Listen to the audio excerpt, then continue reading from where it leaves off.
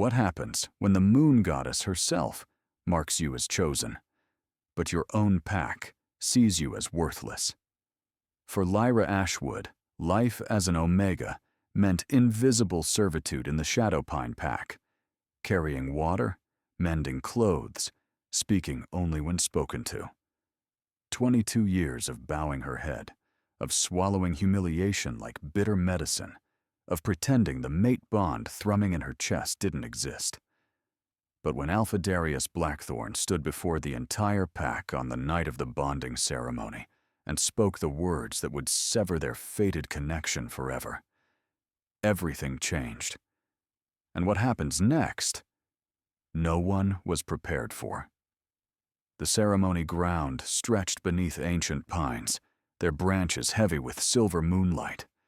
Hundreds of wolves from 3 neighboring packs had gathered, their breaths misting in the winter air. Lyra stood at the edge of the ceremonial circle, her worn dress a stark contrast to the fine silks and furs worn by everyone else.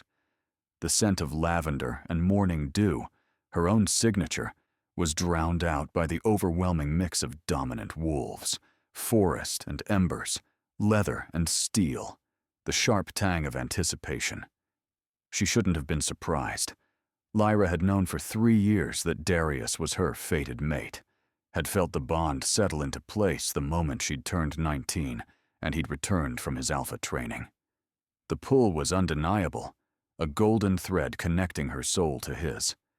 But Darius was Alpha-born, destined to lead Shadowpine. And she was Omega-born, destined for nothing. He'd felt it too. She'd seen the recognition flash in his storm-gray eyes, watched him inhale sharply, scenting her from across the training grounds. For one crystalline moment, she'd dared to hope. Then he'd turned away. 3 years of avoidance followed. 3 years of watching him parade high-ranking she-wolves through pack gatherings, their perfectly groomed fur and confident strides everything Lyra would never be. 3 years of the bond growing stronger, more insistent, until every time Darius entered a room, Lyra's wolf whimpered and clawed at her consciousness, begging to be acknowledged. Tonight was the night of formal declarations. Alphas announced their chosen mates, bonds were publicly recognized, and the moon goddess blessed the unions. The entire pack had known for weeks that Darius would declare Sarah Thornwood, the beautiful daughter of the Beta, with her cinnamon and iron scent, her warrior's grace, her ruthless ambition. But the bond didn't care about logic or hierarchy. It existed, a living thing between them, and to reject it publicly required a formal severing. Lyra hadn't known he would do it tonight. Not like this. Omega Lyra Ashwood approached the Alpha's circle. The command rang out across the gathering. Elder Rowan's voice carried the weight of ritual, and every eye turned to her. Lyra's stomach dropped. Her fingers trembled as she stepped forward, her bare feet silent on the cold stone. Darius stood at the center of the circle, massive and powerful in his ceremonial leathers. At 6'5", he towered over most wolves, his black hair tied back to reveal the sharp angles of his face. The scent of forest, embers, and ozone rolled off him in waves, the signature of dominance, of an alpha in his prime. Beside him, Sarah smiled. Beautiful and terrible, her auburn hair gleaming like copper in the moonlight. Lyra Ashwood, Darius began, his voice carrying to every corner of the grounds. The moon goddess, in her wisdom, forged a fated bond between us 3 years ago. Gasps rippled through the crowd. Some had suspected, but hearing it confirmed sent shockwaves through the hierarchy. Omegas didn't get fated mates among alphas. It was unheard of. However, Darius continued, and his gray eyes finally met hers, cold, distant, unreadable. A bond is not a command. Leadership requires strength, cunning, and bloodlines worthy of carrying forward our pack's legacy. You possess none of these things. Each word was a blade. Lyra felt them cut deep, felt her wolf howl in anguish. Therefore, before the moon goddess and these witnesses, I, Alpha Darius Blackthorn of Shadowpine, formally reject you as my mate. The bond snapped. It wasn't metaphorical. The golden thread connecting them didn't fray or fade. It shattered, violent and immediate, like breaking bones. Lyra's legs gave out. She hit the stone hard, gasping, as agony unlike anything she'd ever known tore through her chest. It felt as though someone had reached inside her ribcage and ripped out her heart, then set the wound on fire. She couldn't breathe, couldn't think. The world tilted and spun. "I, Lyra Ashwood," she whispered, because the ritual required completion from both parties. "Accept your rejection." The second part of the severing slammed into her. This time she screamed. Her wolf, already wounded, thrashed in confusion and pain, unable to understand why their other half was cutting them away. Blood filled her mouth where she'd bitten her tongue. Her vision blurred with tears she refused to let fall. When she finally looked up, Darius had already turned away. He took Sarah's hand, raised it high, and declared, "I choose Sarah Thornwood as my mate, my Luna, and the mother of my future heirs." The pack erupted in cheers. The scent of celebration flooded the air. Joy, approval, the sweetness of pack unity. No one was looking at Lyra anymore except to clear space around her, as if her suffering was contagious. "Remove her from the ceremony grounds," Darius ordered, not even glancing back. "Omegas, who cannot control themselves, have no place among us." 2 guards materialized, their grips bruising as they hauled Lyra to her feet. She tried to walk, but her legs wouldn't support her. They dragged her. Her heels scraping against stone, past rows of wolves who wouldn't meet her eyes. At the edge of the grounds, they threw her into the dirt. "Alpha's orders," one guard said, his voice devoid of sympathy. "You have until dawn to leave pack territory. If you're found within our borders after sunrise, you'll be executed as a rogue." Lyra pushed herself up on shaking arms. "Executed? For what crime?" "Existing as a rejected mate weakens pack morale," the second guard replied, reciting what was clearly a prepared statement. "The Alpha has declared you persona non grata. Leave, Omega, and pray the wilderness is kinder than we've been." They left her there, broken and bleeding in the snow beginning to fall. Lyra dragged herself toward the western quarter where her parents lived, a small cottage on the outskirts, befitting their Omega status. Every step sent fresh waves of pain through her body. The bond severing had left invisible wounds, the kind that wouldn't heal with time or medicine. Her wolf had gone silent, retreating so deep within her consciousness that Lyra wondered if she'd ever surface again. Her mother answered the door, her face carefully blank. Behind her, Lyra's father stood with his arms crossed, his expression harder than she'd ever seen. "Please," Lyra whispered, "I need—" "You need to leave," her mother interrupted, her voice tight. "We can't harbor you. The Alpha's decree applies to everyone. I'm your daughter. You're a liability." Her father stepped forward, and Lyra caught his scent.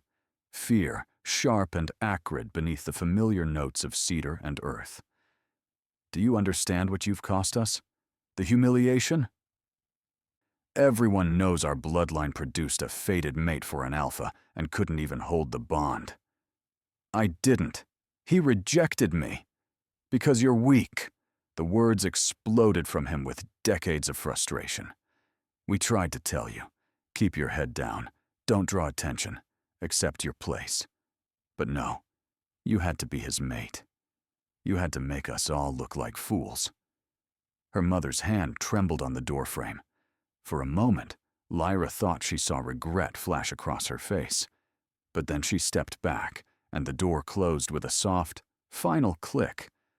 Lyra stood in the falling snow, utterly alone.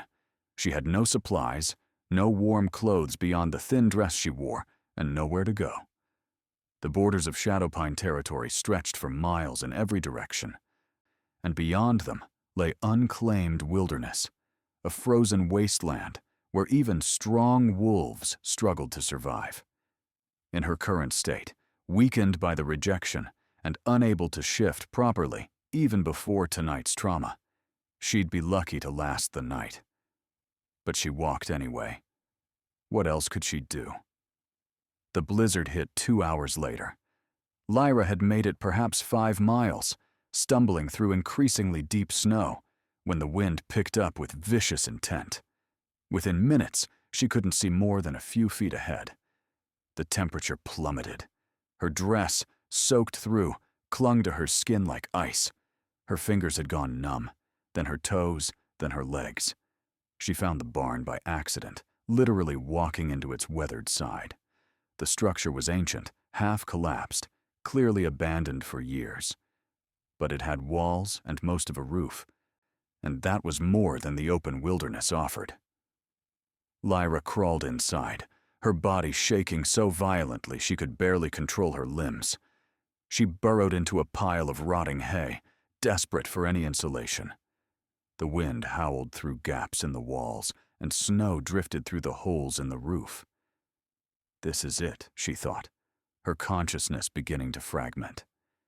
This is how I die, rejected, abandoned, frozen to death in a forgotten barn. Her wolf stirred weakly, a flicker of warmth in the overwhelming cold. For the first time, Lyra felt something other than pain from that connection, a sense of waiting, of anticipation, as if her wolf knew something she didn't. Then darkness claimed her. She woke to warmth, not the warmth of fire or shelter, but living warmth, pressed against her on all sides. Lyra's eyes fluttered open. Confusion cutting through the fog of near death. She was still in the barn, still surrounded by snow and rotten hay, but she was no longer alone. Wolves, massive wolves, far larger than any she'd ever seen, formed a tight circle around her. Their bodies generated such intense heat that steam rose where their fur touched the snow. They didn't move as she stirred, just watched her, with eyes that gleamed gold in the darkness. Lyra counted them, her mind struggling to process what she was seeing. 1, 2, 3, 4. Each wolf was easily twice the size of a typical alpha, their shoulders level with her chest even lying down. Their fur ranged from midnight black to silver white, and their scents, aged oak and winter snow, stone and rain, ice and starlight, spoke of something ancient, something other. 5, 6, 7, 8. They'd arranged themselves like petals of a flower, all facing inward, shielding her from the storm. She should have been terrified. Unknown wolves in this formation meant either protection or preparation for a kill. But she felt no threat from them, only a strange sense of rightness, as if this was exactly where she was supposed to be. 9, 10. The last wolf was the largest, positioned directly in front of her. His fur was pure black, and his eyes, those gold eyes, held intelligence far beyond any normal wolf. Power radiated from him in waves, the kind of power that made even broken, half-dead Lyra's wolf suddenly surge to consciousness, alert and fascinated. "You're safe," a deep voice rumbled, not out loud, but directly into her mind. Lyra gasped. The black wolf rose to his full height, massive and terrifying, and began to shift. The transformation was unlike anything she'd seen before. Instead of the painful, violent contortion most wolves endured, his form simply flowed, bones and muscle rearranging with fluid grace until a man stood before her. He was tall, perhaps 6'7", with shoulder-length black hair, shot through with silver, and scars crisscrossing his bare chest. His face was hard-edged and weathered, the face of a warrior who'd seen centuries rather than decades. But his eyes, those gold eyes, held unexpected gentleness as they studied her. "My name is Kyle," he said, his voice carrying the weight of ancient authority, the scent of aged oak, winter snow, and pine wrapped around her, far more complex than any wolf she'd known. "I am captain of the Unchained, and we have been waiting for you." Lyra tried to speak, but her throat was too raw, her body too damaged. Kyle crouched beside her, and one of the other wolves, a silver female, padded forward with a leather pack in her jaws. "Don't try to talk yet," Kyle instructed, pulling out a flask. "Drink this. It will help." She should have been suspicious. Strange wolves rescuing her, speaking of waiting for her. It sounded like the beginning of a trafficking scheme or worse. But her wolf was practically singing now, a wordless sound of recognition and joy that made no sense given their circumstances. Lyra drank. The liquid was warm and sweet, with an underlying earthiness that spoke of herbs and magic. It flowed down her throat like liquid fire, and within seconds, the pain began to recede. "Better?" Kyle asked, and at her small nod, he settled back on his heels. "Good. You have questions. I have answers. But first, you need to understand something very important, Lyra Ashwood." She stiffened at the use of her name. He smiled, just a slight curve of his scarred mouth. "We know who you are. We've known since the night you were born.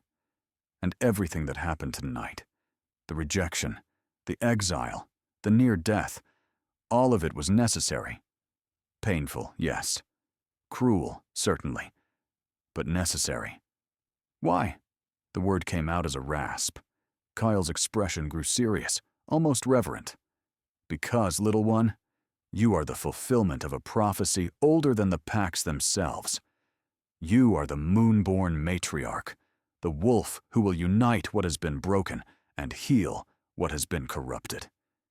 And your power, your true power, has been bound since infancy." He gestured to the 9 other wolves, still maintaining their protective circle. "We are the Unchained, the guard sworn by the moon goddess herself to protect and serve the matriarch when she finally awakens. We've searched for you across 3 territories and 12 years." His gold eyes locked with hers, burning with intensity. "And tonight, when that bond shattered, it broke the magic binding your wolf. For the first time in your life, Lyra Ashwood, you are truly free." A wave of power washed over her, sudden and overwhelming, originating from deep within her chest. Lyra gasped, clutching at her heart as her wolf surged forward with shocking strength. "What's happening?" she managed. "You're awakening," Kale said simply. "Try not to fight it." The power came in waves, each one stronger than the last. Lyra's wolf, silent and submissive for 22 years, was suddenly roaring with fury and triumph. Energy crackled along Lyra's skin, making the air around her shimmer. The other wolves backed up slightly, giving her space, their ears perked forward in anticipation. "Tell me," Lyra gasped between waves. "Tell me everything." Kyle nodded, his voice steady and calm despite the chaos of magic swirling through the barn. 22 years ago, when you were born under the harvest moon, every seer in the territories felt the power surge. They knew the matriarch had finally been born, the one from the ancient prophecy. What prophecy? When the silver moon bleeds red, and an Omega's song reaches the stars, another voice recited. One of the wolves had shifted, a silver-haired woman with the same gold eyes, wearing simple traveling clothes.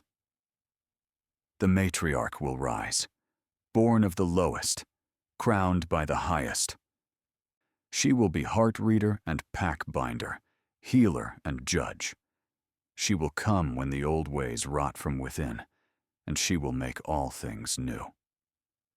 The woman moved to stand beside Kyle, her scent of stone and rain mixing with his. "I am Theron," she said, "second of the Unchained. That prophecy has been passed down for 3,000 years, Lyra. Every generation of our guard is trained, waiting for the signs." "But your parents were afraid," Kale continued.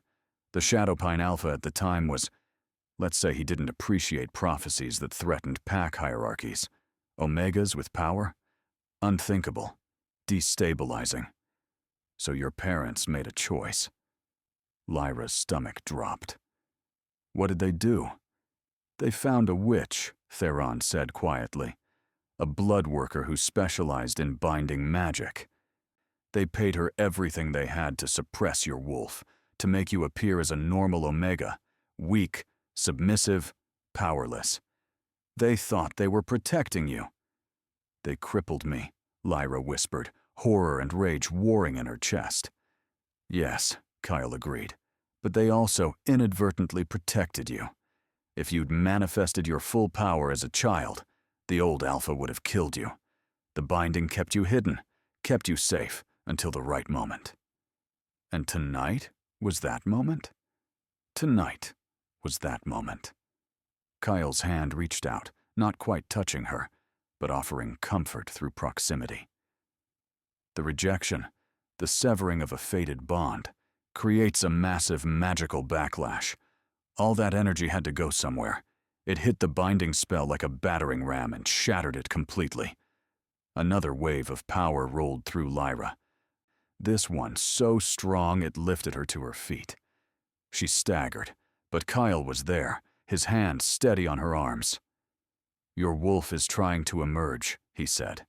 "She's been trapped for so long, she's desperate to be free. But you need to guide her, or the shift will tear you apart." "I don't know how," Lyra gasped. "I've never fully shifted. The binding always stopped me halfway." "Then let us help you." Kyle nodded to Theron, who began to hum, a low, resonant sound that seemed to vibrate in Lyra's bones. One by one, the other wolves joined in, creating a chorus that was both song and command. The sound wrapped around Lyra like a blanket, and she felt her wolf respond, calming slightly, focusing. "Close your eyes," Kyle instructed. "Reach for her. Don't force it. Don't fight it. Just welcome her." Lyra closed her eyes and turned her attention inward. For the first time since childhood, she didn't encounter the familiar wall that separated her from her wolf. Instead, she found a vast, open space, and in its center, a creature of pure light and power. Her wolf was beautiful, huge, far larger than any wolf Lyra had ever seen, with fur that seemed to shimmer between silver and white, catching light that didn't exist. Her eyes were violet, impossible, unnatural, and utterly mesmerizing. "Hello," Lyra thought. "Hello," her wolf replied, and her voice was both ancient and young, fierce and gentle. "Are you ready to stop hiding?" "I don't know how to do this." "You do. You've always known. You just forgot." The wolf stepped forward, and suddenly there was no separation between them. They were one. They'd always been one, and the distinction between human and wolf was merely an illusion of convenience. The transformation began. This time, there was no pain. Lyra's bones didn't crack or break. They flowed, reshaping themselves with the fluidity of water. Her muscles expanded, strengthening, adapting. Fur erupted across her skin in a cascade of silver white, each strand carrying a faint luminescence. Her senses exploded outward. Suddenly, she could smell everything, hear everything, feel the heartbeat of every living creature within 100 yards. She grew, and grew, and kept growing. When the shift finally completed, Lyra stood on 4 legs in the center of the barn, and the roof that had seemed so far above her head was now nearly touching her shoulders. She was easily 8 feet tall at the shoulder, larger even than Kyle, and power radiated from her in visible waves, silver light that danced across her fur like moonbeams. "Look at you," her wolf purred. "This is who we've always been." Lyra turned her head, marveling at the sensation of her new body, and caught sight of herself in a fragment of broken mirror leaning against the wall. Violet eyes stared back at her, glowing with inner light. Her fur moved as if underwater, rippling with every breath. She looked mythic, impossible, like something from an ancient legend. She was the matriarch. The howl came unbidden, erupting from her throat with primal force. It shook the barn, sent snow cascading from the rafters, and rolled across the wilderness like thunder. Every wolf within 5 miles would have heard it, felt it, known that something had fundamentally changed in their world. The Unchained shifted as one, taking their human forms and dropping to one knee. Even Cole, massive and powerful, bowed his head in deference. "Matriarch," he said, and his voice carried reverence, joy, and vindication. "We have waited 3,000 years for this moment. Welcome home." The days that followed blurred together in a haze of discovery and training. Casual led her to their camp, a hidden compound carved into the mountainside 2 miles from where she'd nearly died. It was a place of ancient stone and careful magic, invisible to any wolf who didn't know exactly where to look. The other members of the Unchained revealed themselves one by one, each unique, each sworn to her service. There was Theron, the silver-haired woman who served as second in command, her scent of stone and rain as steady as her demeanor. She taught Lyra to control her shifts, to move between forms as easily as breathing. Rook, a massive man with copper-brown skin and hair the color of autumn leaves, who specialized in combat. His scent was wood smoke and leather, and he moved with a fighter's grace that belied his size. He showed her how to use her new body as a weapon, how to leverage her size and speed. Ash and Ember, twin brothers with matching silver eyes and scents of morning frost and evening mist. They taught her tracking, hunting, and how to read the wilderness like a book. Lyra, a quiet woman with dark hair and eyes like amethysts, named, coincidentally, the same as their matriarch. Her scent of night-blooming jasmine filled the air wherever she moved, and her specialty was healing. She taught Lyra to channel the empathic abilities that came with her power, to sense injuries and illnesses, to soothe pain with a touch. Maven, the strategist, whose iron-gray hair and scent of old paper and ink spoke to her age and wisdom.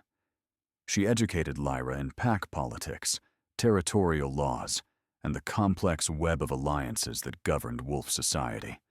And 6 others: Storm, Granite, Willow, Frost, Shadow, and Dawn, each a legend in their own right, each bound by oaths older than memory to protect and serve the matriarch. But it was Kyle who stayed closest, who guided her through the overwhelming transition from broken Omega to something far more powerful than she'd ever imagined. "You're doing well," he said one evening, as they sat overlooking the valley. 2 weeks had passed since her awakening, and Lyra had finally learned to shift without guidance. The moon hung heavy and full above them, painting everything silver. "I still don't understand why the moon goddess would choose me," Lyra admitted. Her voice had changed with her transformation, deeper, more resonant, carrying natural authority. "What made me special?" Cale was quiet for a long moment, his gold eyes fixed on the horizon. "The goddess doesn't choose based on strength or bloodline," he finally said. "She chooses based on heart. You've known suffering, Lyra. You've been broken and rejected and abandoned. But you didn't become cruel. You didn't let it poison you. That's what makes you worthy. He turned to face her, and something in his expression made her breath catch. When I first saw you, dying in that barn, I thought, here she is. Finally. After so many years of searching. His scarred hand reached out, fingers brushing her cheek. But then you shifted. And you weren't just the matriarch. You were extraordinary. Lyra's wolf stirred, warm and approving. The scent of aged oak and winter snow wrapped around her, and she realized with startling clarity that a new bond was forming. Not fated, not mystical, but chosen. Real. Kyle, she whispered. I know this is fast, he said. I know you're still healing from what happened. But when this is over, when you've claimed your place and built your pack, he paused, vulnerability flickering across his ancient face. I would like to court you properly, if you'll have me. The answer rose in her throat, but before she could speak, Willow materialized from the shadows, her expression urgent. Matriarch, she said. We have a problem. A scout from Shadowpine has found our location. He's seen you. By tomorrow morning, they'll know you're alive. The war party arrived at noon. Lyra stood at the entrance to their compound, the Unchained arrayed behind her in wolf form, and watched as 24 wolves poured through the tree line. They moved in tight formation, well-trained warriors led by a massive black wolf she recognized instantly. Darius. The entire war party stopped 100 yards out, their hackles raised, their teeth bared. But none of them advanced. They'd caught her scent on the wind, and it had frozen them in place. This wasn't the lavender and morning dew of a weak Omega. This was power. Raw, undeniable, divine power that made their wolves cower and whimper. Darius shifted, his naked form barely registering the cold. His storm-gray eyes found her, and shock rippled across his face. He'd expected to find a broken, half-dead Omega. Easy prey for execution or recapture. Instead, he found this. Lyra had chosen her human form for the confrontation. She stood 6 feet tall now, her silver-white hair flowing past her shoulders, her violet eyes glowing with inner light. She wore the ceremonial leathers of the Unchained, marked with symbols that hadn't been seen in centuries. Every inch of her radiated authority. Darius Blackthorn, she said, her voice carrying easily across the distance. You've come a long way to die. Lyra. Her name came out strangled. How are you? What are you? You rejected an Omega, Lyra interrupted. But that Omega never truly existed. She was a mask, a binding, a lie told to keep me safe. What I am, what I've always been, is the Moonborn Matriarch. And you, Alpha Blackthorn, are trespassing on my territory. Another wolf shifted, a beautiful woman with auburn hair and a cruel mouth. Sarah.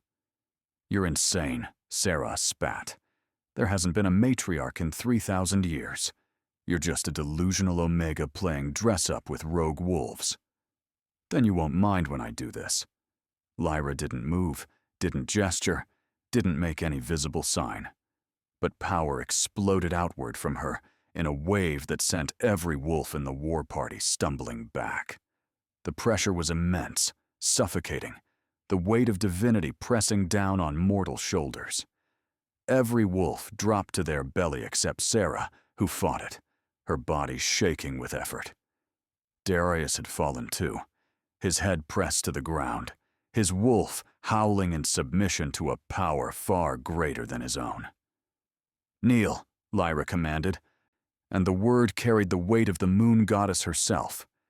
Sarah's legs buckled. She hit her knees hard, rage and terror warring on her face. You can't, Sarah gasped. You're nothing. You're... She lunged, shifting mid-leap, her teeth aimed for Lyra's throat. She didn't even get close. Lyra moved, and it wasn't human speed. It was something far beyond that. One moment she was standing still. The next, she had Sarah by the throat, holding the wolf 3 feet off the ground with one hand. Sarah struggled, her claws raking uselessly against Lyra's arm, drawing blood that glowed silver before sealing shut. "I am the matriarch," Lyra said softly. "I am the moon goddess's chosen, the one who judges pack law and enforces her will. You attacked me without provocation, Sarah Thornwood. You challenged divine authority. That is punishable by death." Sarah's eyes rolled white with terror. "But," Lyra continued, and her violet eyes found Darius, still pressed to the ground, "I am also merciful. I will not kill you, Sarah. Instead, I strip you of your rank. You are Beta no longer. You are Omega, the lowest of the low, and you will serve Shadowpine Pack in that capacity for the rest of your days. Wear your shame as I was forced to wear mine." She released Sarah, who fell to the ground, gasping. The scent of cinnamon and iron had turned sour with humiliation and defeat. "As for the rest of you," Lyra said, raising her voice, "you followed your alpha into battle. Loyalty is admirable, even when misguided. I don't fault you for that. But know this, you are witnessing the birth of a new order." Kyle stepped forward, and when he shifted, the entire war party recoiled in horror. He wasn't a normal wolf. None of the Unchained were. As they shifted one by one, they revealed their true forms: dire wolves, ancient guardians, each one 3 times the size of the largest alpha, their eyes glowing gold with old magic. "These are the Unchained," Lyra announced. "The guard sworn by the moon goddess herself. We have existed since the first pack, waiting for this moment. And now that moment is here." She walked forward until she stood directly over Darius. His storm-gray eyes met hers, and in them she saw everything: regret, awe, fear, and desperate hope. "You rejected me," Lyra said quietly. "You humiliated me, cast me out to die, and chose power over destiny. Give me one reason why I shouldn't end you right now." "I can't," Darius whispered. His voice cracked. "I was wrong." "I was so wrong, Lyra. I felt the bond, and I ran from it because I was terrified of what it meant. I thought," he swallowed hard, "I thought I was protecting the pack by choosing someone strong, someone worthy. But you were always worthy. I just couldn't see it." Pretty words from a man facing death. They're true words. Darius pushed himself up slightly, his body trembling with the effort of resisting her dominance. "I made a mistake. I didn't just reject a mate. I rejected the moon goddess's will. I rejected destiny. And every single day since that ceremony, I've felt the emptiness where our bond should be." His eyes glistened. "Kill me if you want. I deserve it.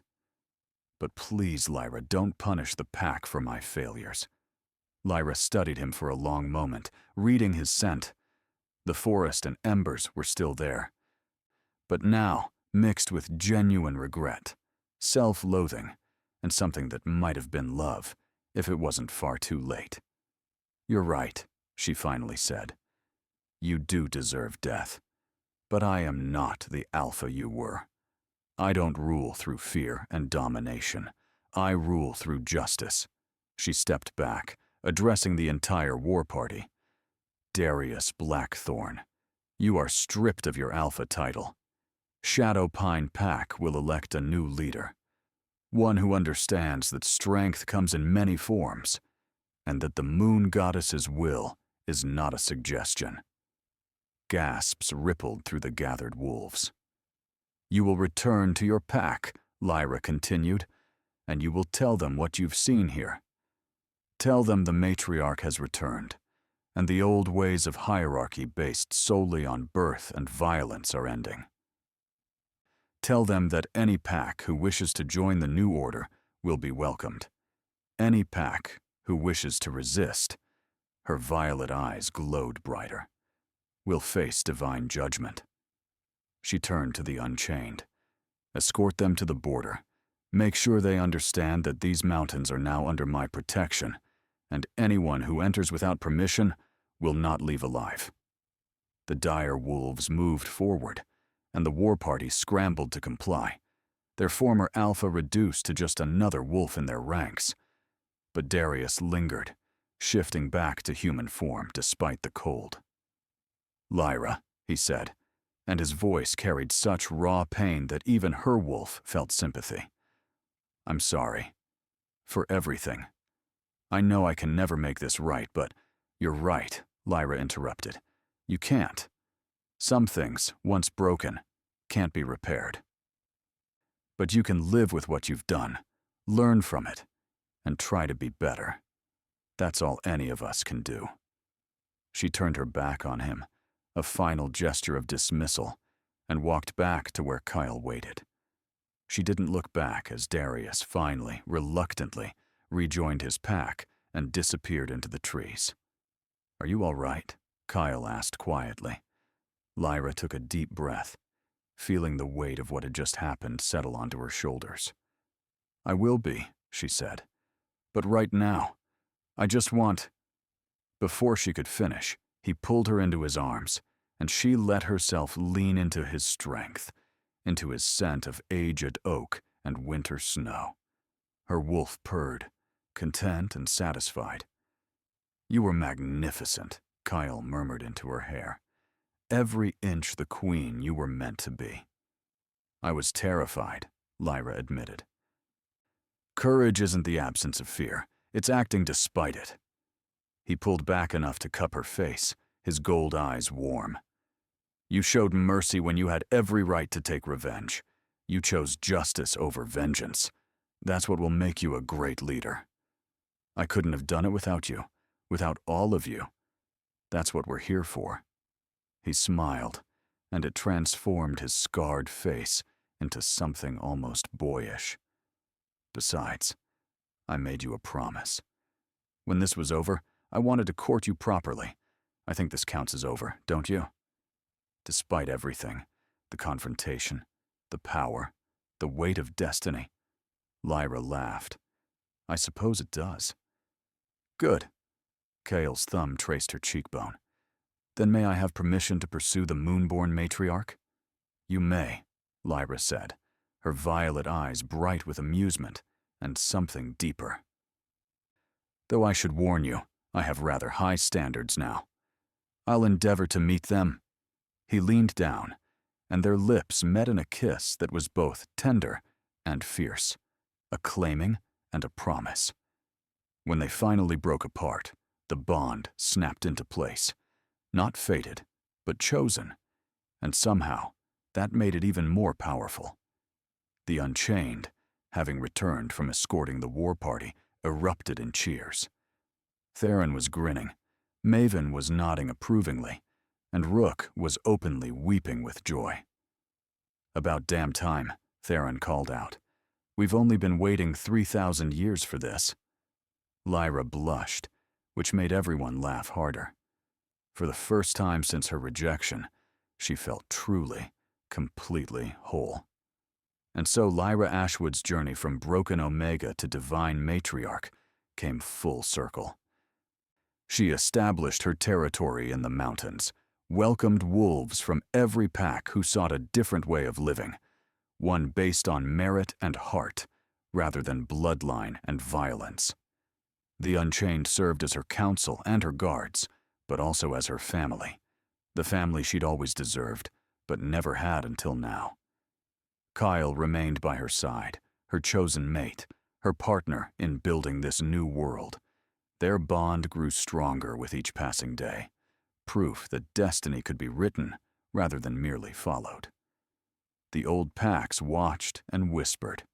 Some came to pledge loyalty, others held back, uncertain. But all of them knew that something fundamental had shifted in their world. The Moonborn matriarch had awakened, and nothing would ever be the same. As for Darius, he lived with his choices. working to redeem himself by helping transform Shadowpine into a more just pack. Sarah served her sentence with bitter resentment, a living reminder that cruelty and ambition without compassion led only to downfall. And Lyra's parents came to her eventually, confessing their role in binding her power, begging forgiveness. She gave them a chance to earn it, not through words, but through actions, through years of proving they could be better. The prophecy had been fulfilled. The lowest had been lifted highest. And in the distance, beneath a blood moon rising, Lyra could sense that this was only the beginning.